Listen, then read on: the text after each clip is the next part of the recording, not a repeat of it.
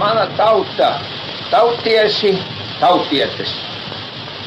Jau šodien mēs varam teikt, ka 15. maijs ievada svarīgu posmu Latvijas neatkarības vēsturē.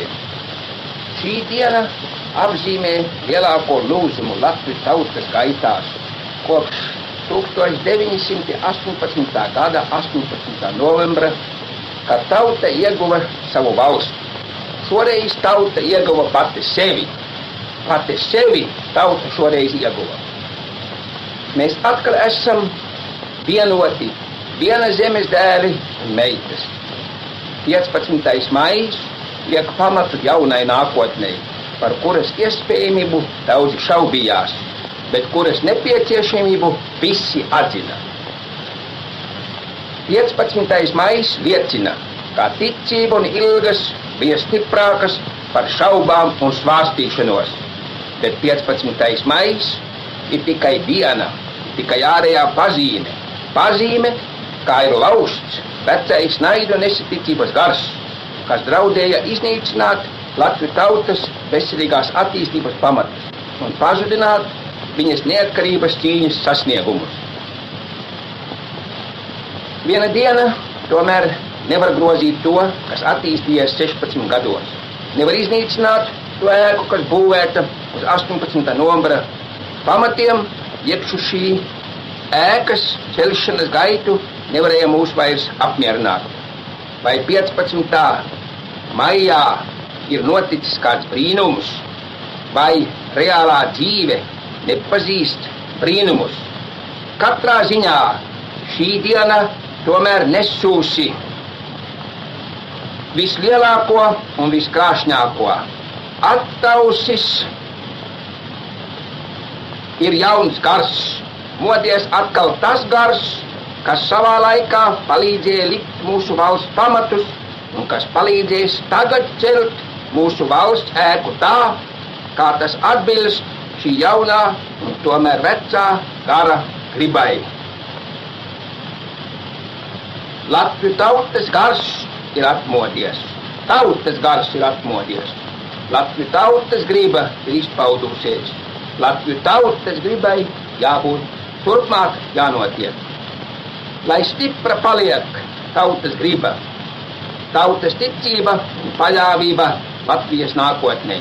To mēs novēlējām tautai liktenīgajā stundā, kad izšķīramies ar vecās kārtības pārtraukšanu, ķeroties pie ārkārtējiem līdzekļiem, lai novērstu postu un jukas.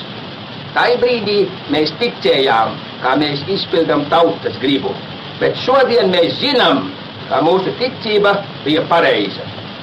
Lai šī ticība un savstarpējā uzticība starp mums visiem ne tikai neizustu, bet jo tālāk, jo vairāk augstu nostiprinātos, tas, lai būtu mūsu pirmais kopējais un savstarpējais novēlējums.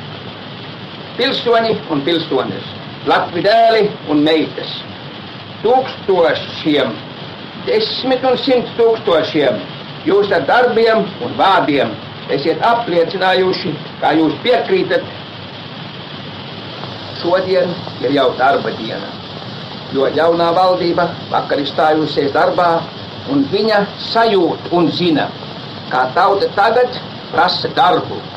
Darbu, kādam tic, kādu grib tauta, uz ko paļaujās tauta.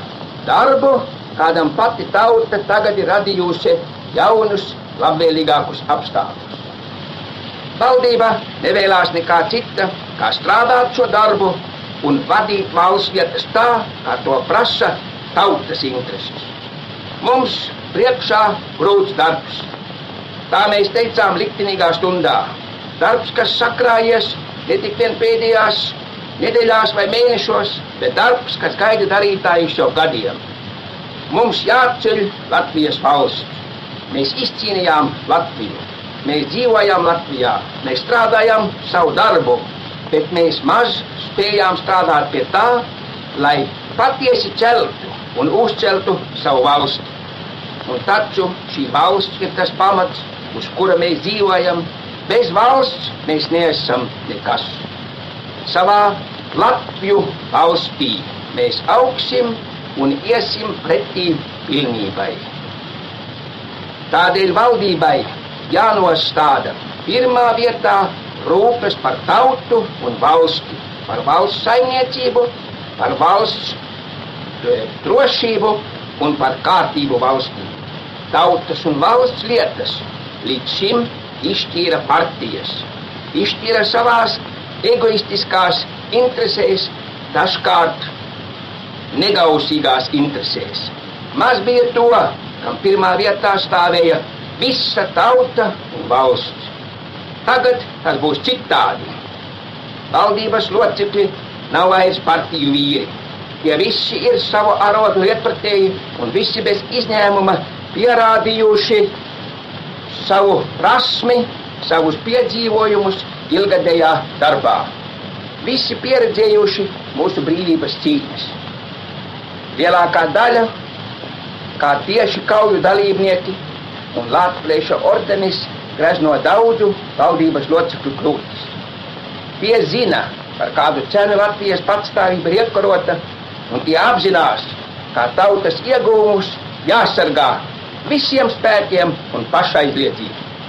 Bet valdībai vien būs grūti sekmīgi veikt smagos atbildības pilnos uzdevumus.